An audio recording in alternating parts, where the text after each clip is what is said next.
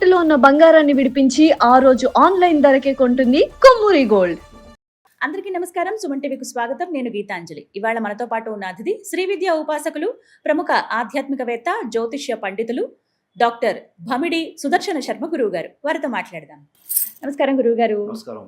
ఏ పనులు చేసినా ఆటంకాలు ఎదురవుతూ ఉంటాయి. వెంటనే చెబుతుంటారు గణపతికి పూజ చేసుకో అని. ఎందుకంటే ఆయన విఘ్నాలు ఏమున్నా సరే అవి నివారిస్తారు అని చెబుతూ ఉంటారు. అయితే గణపతికి సంబంధించి మాట్లాడుకున్నప్పుడు ఏ గణపతి ఎటువంటి కష్టాలను తీసేస్తారు? అన్ని కష్టాలని గణపతి తీసేస్తాడా? అది ఒకటే రూపమా? అసలు గణపతికి ఎన్ని రూపాలు ఉన్నాయి? మేము ఎలా వారిని ప్రార్థించాలి? పూజ నియమం అంటూ ఉంటుందా? దాంతోపాటుగా ప్రత్యేకంగా వారికి నైవేద్యాల విషయంలో తీసుకోవాల్సిన జాగ్రత్తలు ఏంటి? ఎటువంటివి సమర్పించాలి? ఏ గణపతి పూజ చేస్తే ఎటువంటి ఫలితం పొందుతాం? ఇవన్నీ ప్రశ్నలు ప్రేక్షకులు అడుగుతూ ఉంటారండి ఎప్పుడు. మరి మీ ద్వారా తెలుసుకోవాలనుకుంటున్నాను. బీజాపూర గదేక్షు కార్ముకరుజ చక్రాబ్జ పాశోత్పల వ్రీహ్యగ్రస్వ విషాణ రత్న కలశాన్ ప్రోధ్యత్కరాంభోరుహ ధ్యేయో వల్లభయ సపత్మకరయ సృష్టోజ్వల భూషయాత్ విశ్వోత్పత్తి విపత్తి సంస్థితికరో విఘ్నేశ ఇష్టాబ్దదః కాళాభ్రాభాం కటాక్షైః రతికులభయదాం మౌలిబద్ధేందురేకాం శంఖం చక్రం కృపాణం త్రిశిమపికరైః రుర్వహంతిం త్రినేత్రాం సింహస్కంధాదిరూఢాం త్రిభువనమఖిలాం తేజసా పూరయంతీం ధ్యాయేత్ దుర్గాం జయాఖ్యాం త్రిదశపరివృతాం సేవితాం సిద్ధికామైః. శ్రీ దుర్గా పరాదేవతాయే నమో నమః. శ్రీ మహాగణాధిపతయే నమో నమః. అస్మద్గురు శ్రీ దత్తాత్రేయ సద్గురుభ్యో నమో నమః. అస్మత్పితు శ్రీ భమిడి వెంకట సుబ్రహ్మణ్య శర్మ పాదారవిందాభ్యో నమో నమః. ప్రధానంగా తీసుకుంటే గణపతి మనకి మన హైందవ సనాతనం కానివ్వండి, లేకపోతే మనకి మన దీనికి సంబంధించినటువంటి పిల్లల్లో కానీ పెద్దల్లో కానీ ఎవరికైనా సరే ఇష్టమైనటువంటి దేవుడు అంటే ఎవరైనా ఉన్నారు అంటే గణపతి. ఎందుకంటే చిన్నపిల్లలకి గణపతి పప్ప మోరియా అంటూ మనకి ఈవెన్ దో ఫారెన్ కంట్రీస్ కూడా ఎలిఫెంట్ గాడ్ అని చాలా స్వామికి చాలా విశేషంగా ఆరాధన చేస్తూ ఉంటారు. అసలు గణపతి అంటే అర్థం ఏమిటి? ఫస్ట్ గణపతి గురించి మనం మాట్లాడుకుందాం. చాలా మంచి ప్రశ్న. మొత్తం గాణాపత్యానికి సంబంధించినటువంటి ప్రశ్నలన్నీ మీరు అడిగారు. అన్నింటికి కూడా సమాధానం చెప్పుకుందాం. అసలు గణపతి అంటే అర్థం ఏమిటి అంటే గణములకు అధిపతి. గణములు అంటే ఎవరు? అందుకే మనకి గణపతి సచ్చిదానంద స్వామీజీ వారి యొక్క కీర్తనలో కూడా గణ మునకు అది పతి అయిన గణపతి దొరకు జయం జయం అని మనకు ఒక కీర్తన. మూలాధారము జీవగణం, స్వాధిష్టానము సస్యగణం. చాలా విశేషమైనటువంటి కీర్తన. అటువంటి గణములకు అధిపతి. గణములు అంటే మనం అందరం కూడా వారి యొక్క గణ, అటు మనందరికీ కూడా పతి అయినది. అటువంటి గణపతి ప్రధానంగా ఎందుకు మనం గణపతిని ఆరాధన చెయ్యాలి అని తీసుకుంటే, ప్రధానంగా ఏ శుభకార్యం కానీ, ఈవెన్ దో సత్యనారాయణ స్వామి వారి వ్రతం కానీ, రుద్రాభిషేకం కానీ ఏది చేసే ముందు కూడా గణపతినే మనం ప్రార్థన చేస్తాం. ఏ పనైనా ఎందుకు అంటే మంత్రశాస్త్రంలో ఒక విధానం కూడా చెప్పారు.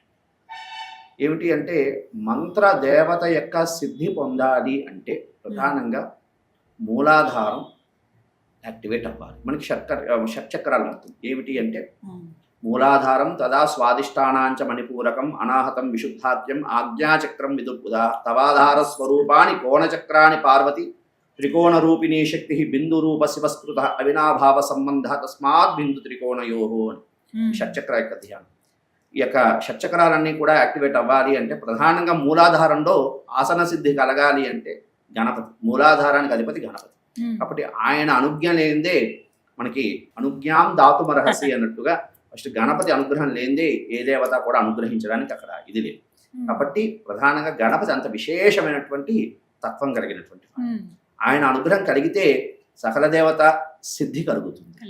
అందుకే మనకి చూసారా శ్రీచక్రంలో సంబంధించిలో కూడా మనకి 4 ద్వారాలు ఏమిటి అంటే ధర్మ అర్థ కామ మోక్ష. ఈ 4 ద్వారాల నుండి కూడా మనకి ఎట్లా అదే విధంగా ఎలా మనం ప్రయాణం అవ్వాలి అంటే ఇవన్నీ ఎట్లా ఉన్నాయో అదే విధంగా మనకి ఈ యొక్క మాయ అనే ప్రపంచం నుండి ఈ యొక్క మంత్రాన్ని సిద్ధి సకల దేవత సిద్ధి పొందాలన్న మంత్ర సిద్ధి పొందాలన్న ప్రధానంగా గణపతి అనుగ్రహం లేనిదే ఏ సిద్ధికి కూడా పొందడానికి అవకాశం లేదు. అందుకే లలితా సహస్రనామంలో కూడా మనకి గణపతికి సంబంధించినటువంటి ఇది వస్తుంది. ఏమిటంటే మహాగణేశ నిర్భిన్న విఘ్నయంత్ర ప్రహర్షితాయై నమో నమః అని నామం.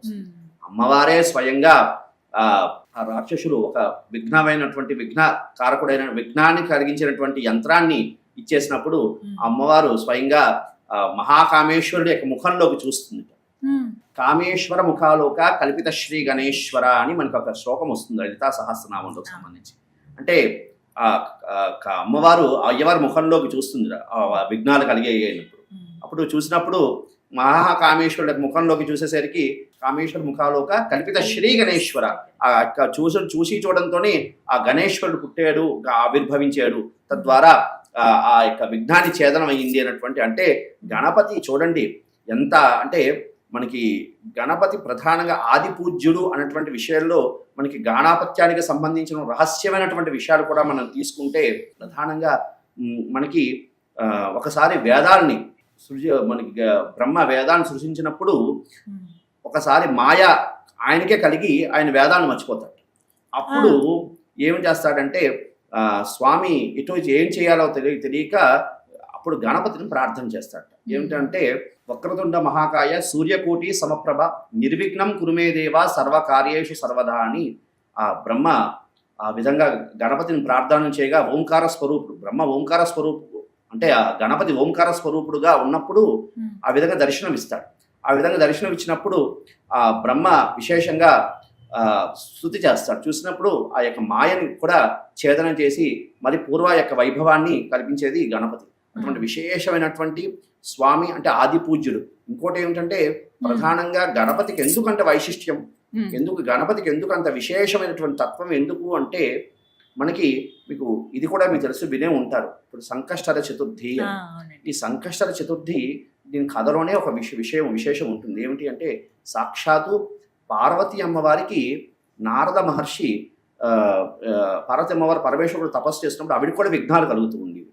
అయినప్పుడు నారదుడు ఈ సంకష్టర చతుర్థి కోసం వ్రతకల్పం కోసం తెలియజేస్తాడు. ఆ వ్రత విధానం తెలియజేసినప్పుడు హేరంబ గణపతి ఉపాసన అని హేరంబ గణపతి ఉపాసన క్రమాంతం గురించి తెలియజేస్తాడు.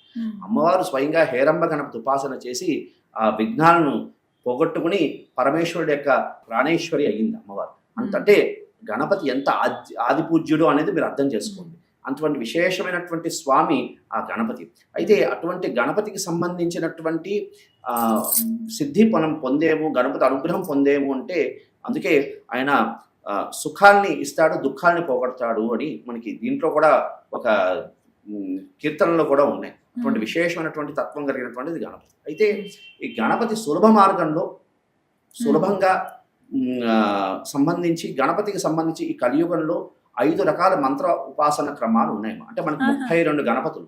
ఇంకా విధానంగా ఇంకా రహస్యమైనటువంటి విషయం ఏంటంటే 108 గణపతులు ఉన్నారమ్మా మనకి. అష్టాదశ శక్తి పీఠాలు 18, ఉపశక్తి పీఠాలతో కలిపి 108. అదేవిధంగా మనకి భైరవులు మనకి భైరవం క్షేత్రపాలం అంటూ ఉంటారు. ఈ భైరవులు మనకి 8 భైరవులు, అష్టభైరవులు ఉంటారు. అష్టభైరవులు కాదు 108 మంది భైరవులు ఉన్నారు. దీనికి సంబంధించిన చాలా రహస్యమైనటువంటి విషయం. 108 భైరవులు ఉన్నారు. అంటే ప్రతి శక్తిపీఠానికి భైరవం క్షేత్రపాలం. ఆ విధంగా అదేవిధంగా 108 గణపతులు కూడా మనకి ఉన్నాయి. ఈ ప్రతి శక్తిపీఠంలో కూడా గణపతి అనేవాడు ఉన్నాడు. ఇది చాలా రహస్యమైనటువంటి విషయం. ఇది విషయం. అయితే గణపతి ప్రస్తుతం కలియుగంలో చాలా సూక్ష్మంగా మోక్షాన్ని ప్రసాదించుతూ మన కామ్యాన్ని సిద్ధింపజేసుకోవడానికి 5 గణపతులు ఉన్నాయమ్మా. అంటే తొందరగా ప్రసన్నం అవుతాడు గణపతి. అంటే స్మరణ మాత్రం చేతనే తొందరగా ప్రసన్నమైనటువంటి గణపతులు మనకి 5 ఉన్నాయమ్మా. అందులో ప్రధానంగా తీసుకుంటే మనకి లక్ష్మీ గణపతి, అదేవిధంగా మహాగణపతి. చాలా మంది లక్ష్మీ గణపతి మహాగణపతి ఒకటే అంటారు.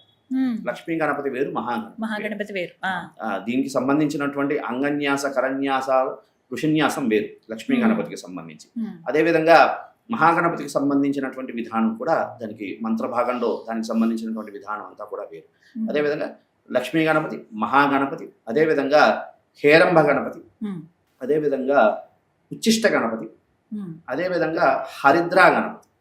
ఈ 5 కూడా చాలా రహస్యమైనటువంటి మంత్రరాజాలు, తొందరగా సిద్ధింపజేసుకోవడానికి సంబంధించినటువంటి అంటే అతి శీఘ్రంగా మానవులు తన యొక్క కామ్యాన్ని సిద్ధింపజేసుకోవడానికి సంబంధించినటువంటి 5 గణపతి. ఈ 5 గణపతులు శీఘ్రంగా ప్రసన్నం చేసుకుంటే అంటే సాధన వారి కామ్యం బట్టి ఆ మంత్రాన్ని స్వీకరించి సాధన చేసుకోవడం ద్వారా విశేషమైనటువంటి ఫలితాలు కలగడానికి అవకాశం ఉంటుంది. ఈ 5 ముఖ్యంగా తీసుకుంటే లక్ష్మీ గణపతి. ముందు. లక్ష్మీ గణపతి ఉపాసన చేయడం ద్వారా ఏమిటి సిద్ధిస్తుంది అంటే ఉమ్, లక్ష్మీ కటాక్షం. లక్ష్మి అంటే ఇప్పుడు మనకి సంబంధించి చాలా మందికి సందేహం ఒకటి ఉందమ్మా ప్రస్తుత కాలంలో. ఏమిటి అంటే లక్ష్మీ గణపతి అంటే మహావిష్ణువు యొక్క భార్య అయినటువంటి లక్ష్మి అనుకుంటున్నారు ఉమ్, చాలా మందిలో. ఇదే లక్ష్మీ అమ్మవారే ఆ కదా లక్ష్మి అనే లక్ష్మి భావన ఒకటేమో అని అంటున్నారు. చాలా తప్పిదం అది. సిద్ధ మహాలక్ష్మి, ఉమ్, సిద్ధి మహాలక్ష్మి అంటారు. ఉమ్, గణపతి యొక్క భార్య సిద్ధి మహాలక్ష్మి. ఆ లక్ష్మి వేరు, ఈ లక్ష్మి వేరు. సో ఆ, ఈ లక్ష్మి గణపతి మంత్రం జపం చేయడం ద్వారా ఐశ్వర్య ప్రాప్తి కలుగుతుంది. అదేవిధంగా ప్రధానంగా జనాకర్షణ, ధనాకర్షణ సిద్ధింపజేసి ఇహంలో సుఖాన్ని, పరంలో మోక్షాన్ని పొందడానికి అవకాశం ఉంటుంది. ఎలా పూజించాలండి? పూజా విధానం అంటూ ప్రత్యేక